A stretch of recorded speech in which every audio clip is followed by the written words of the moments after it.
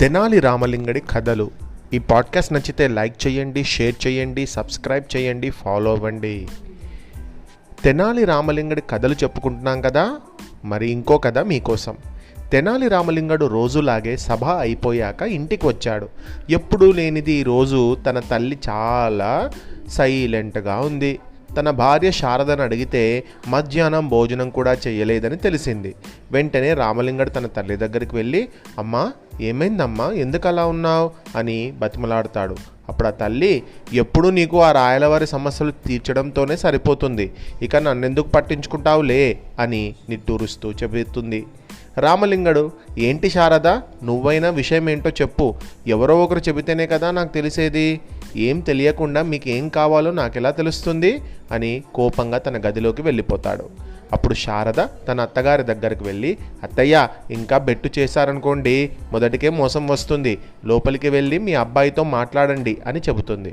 అప్పుడు ఆ తల్లి రామలింగడి దగ్గరికి వెళ్ళి, అది కాదరా నాయన, నేను ప్రతి నెల గుళ్ళు గోపురాలు తిరిగి దాన ధర్మాలు చేయాలనుకుంటున్నాను, కాబట్టి నువ్వు నాకు నెల 100 బంగారు కాసులు ఇచ్చావంటే బాగుంటుంది అని అడుగుతుంది.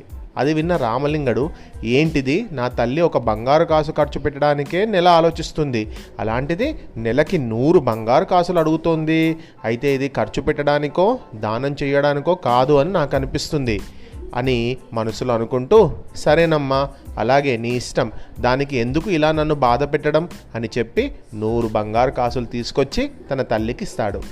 వాటిని తీసుకున్న తన తల్లి చాలా సంతోషపడడం చూసి రామలింగడు కూడా చాలా ఆనందపడ్డాడు.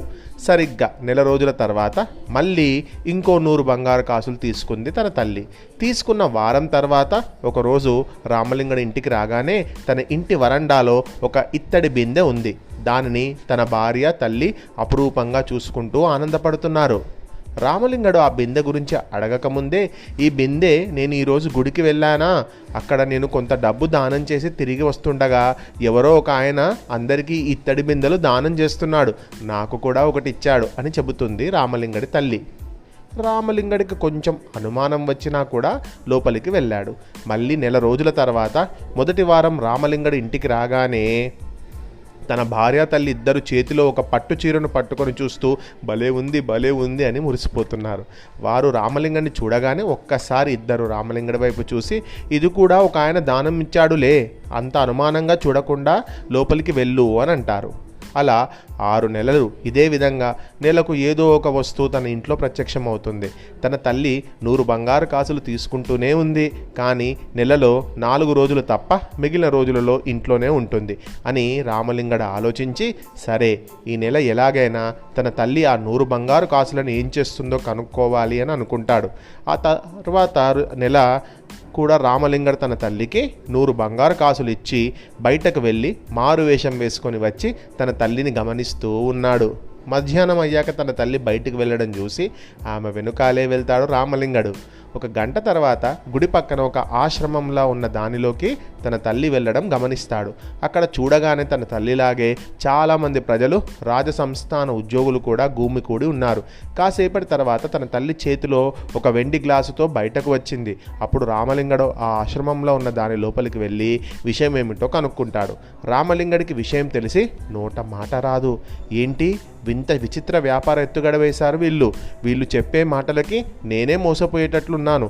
ఎప్పుడూ బంగారు కాసులు ఇచ్చినా తీసుకొని మా అమ్మ 100 బంగారు కాసులు అడిగితే ఏమో అనుకున్నాను, అసలు సంగతి ఇదా, ఉచితంగా కష్టపడకుండా డబ్బులు వస్తువులు వస్తాయంటే ఎవరూ మోసపోకుండా ఉంటారు అని అనుకుంటూ వెంటనే 2 నమ్మకస్తులైన రాజభటులను పిలిచి వారిని సాధారణ ప్రజల్లా మారువేషాలు వేయించి ఆ వ్యాపారం నడిపే వారిని ఒక కంట కనిపెడుతూ వారు పారిపోతే ఖచ్చితంగా పట్టుకొని బంధించండి అని ఆజ్ఞాపిస్తాడు. సరిగ్గా నెల రోజుల తర్వాత ఆ వ్యాపారస్తులు వారు దోచుకున్నదంతా సర్దుకొని పారిపోతుంటే ఆ రాజభటులు వారిని పట్టుకొని ఎవరికి తెలియకుండా రహస్యంగా దాచిపెడతారు. ఆ వ్యాపారస్తులు కనబడకపోవడంతో ఆ ఆశ్రమం దగ్గర ప్రజలందరూ గుమికూడి తమ డబ్బులంతా దోచుకెళ్లారు అని ఏడుస్తూ శాపనార్థాలు పెడుతూ ఉన్నారు.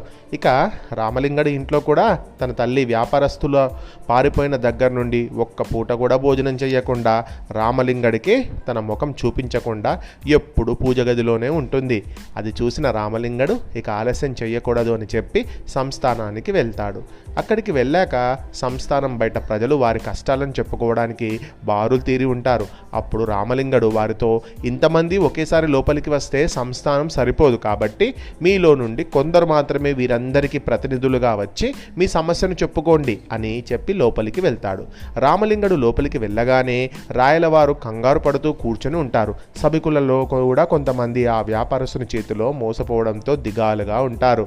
అప్పుడు రాయలవారు, ఏమిటి రామలింగడు గారు, ఇది ఇంతమంది ఒకేసారి ఇలా మోసపోవడమా?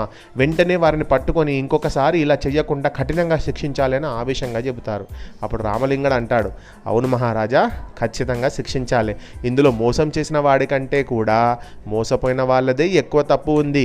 ఎందుకంటే ఈ సృష్టిలో ఏది ఊరికే రాదని, కష్టపడకుండా వచ్చేది మన దగ్గర నిలవదని, మనిషికి ఆశ ఉండాలి కానీ అత్యాశ ఉండకూడదని మరొకసారి రుజువైంది మహారాజా.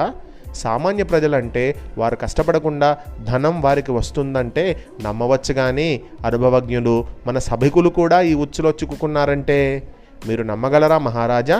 ఆ మోసగాళ్ళు ఎలాంటి వల విసిరారంటే దానిలో ఒకసారి చిక్కుకుంటే ఇక బయటికి రావడం అనేది కళ అని చెప్పి రాజభటులను పిలిచి ఆ వ్యాపారస్తులను వారు దోచుకున్న ధనాన్ని వెంటనే తీసుకురండి అని ఆజ్ఞాపిస్తాడు.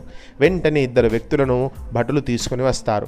వారు దోచిన ధనాన్ని మాత్రం 10 మంది భటులు తెస్తారు. ఆ ధనాన్ని చూసిన రాయలవారితో సహా అందరూ ఆశ్చర్యపోతారు. ఏంటి, ఇంత ధనం దోచుకున్నారా వీరు? అప్పుడు రామలింగడు, చూసారా మహారాజా, ఈ 2 తెలివితేటలు, వాటిని మంచి వాటికి ఉపయోగించుకోకుండా ఇలా మందిని మోసం చేయడానికి ఇలా చెడుకు ఉపయోగించుకున్నారు. వీరు దోచిన ధనం మన రాజ్యధనంలో సగానికి పైగా ఉంది. వీరు ఇదంతా కేవలం 1 సంవత్సరం లోపు దోచుకున్నారు. వీరు ఎంత తెలివైన వారంటే నెలకి ఒకరి దగ్గర నుండి 100 బంగారు కాసులు తీసుకొని 10 కాసుల విలువైన బహుమతులు ఇచ్చేవారు. అలా సంవత్సరం తర్వాత వీరు ఇచ్చిన మొత్తం మీకు ఇస్తామని ప్రజలను నమ్మబలికారు. చివరకు మా అమ్మగారు కూడా వీరి బుట్టలో పడ్డారు. అంతా మన మంచికే జరిగినట్టు మా తల్లిగారు వీరి మాయలో పడబట్టే నేను వీరిని పట్టుకోగలిగాను. ఇక వీరిద్దరికీ కఠిన శిక్ష పడాల్సిందే. ఒకవేళ వదిలేస్తే ఎప్పటికైనా ప్రమాదమే. అలాగే మన ప్రజలకు కూడా శిక్ష వేయాల్సిందే. ఆ శిక్ష పూర్తయ్యాకే ఈ ధనం వారికి పంచేది అని రాయలవారిని కోరతాడు. అంతా విన్న రాయలవారు, అవును రామలింగడు గారు, మీరు చెప్పింది అక్షరాల నిజం. ఈ 2 మోసగాళ్ళకి జీవిత ఖైదు విధిస్తున్నాను. అలాగే మన ప్రజలకు ఎవరి ధనం వారికి ఇవ్వాలంటే వారు 1 నెల రోజుల పాటు కష్టపడి వారికి నచ్చిన పని చేయాల్సిందే అని చెప్పడంతో సభికులతో పాటు ప్రజలు కూడా తమ డబ్బు తమకు తిరిగి వస్తుందన్న సంతోషంతో, నెల రోజులేంటి, సంవత్సరం పొడవునా కష్టపడుతూనే ఉంటాం మహారాజా అని అందరూ ఒకేసారి చెప్పి రామలింగడికి జేజేలు పలుకుతారు. రాయలవారు ఇచ్చిన బహుమతులతో రామలింగడు సంతోషంగా ఇంటికి చేరతాడు. ఆ తర్వాత అన్నం తీసుకొని తన తల్లి దగ్గరికి వెళ్ళి, నువ్వు నా కోసమే ఇదంతా చేశావు, ఇందులో నీ తప్పు లేదు అని చెప్పి అన్నం తన తల్లికి తినిపిస్తాడు. అసలు విషయం చెప్పేస్తాడు. మన డబ్బు ఎక్కడికి వెళ్ళలేదు, కాకపోతే 1 నెల రోజులు నువ్వు పని చేయాలమ్మా, నీ బదులు నేను పని చేస్తాను అని చెప్తాడు. ఏదైనా ఫ్రీగా రాదు, కష్టపడితేనే వస్తుంది అనేది ఈ కథలో ద్వారా తెలిసేటువంటి నీతి.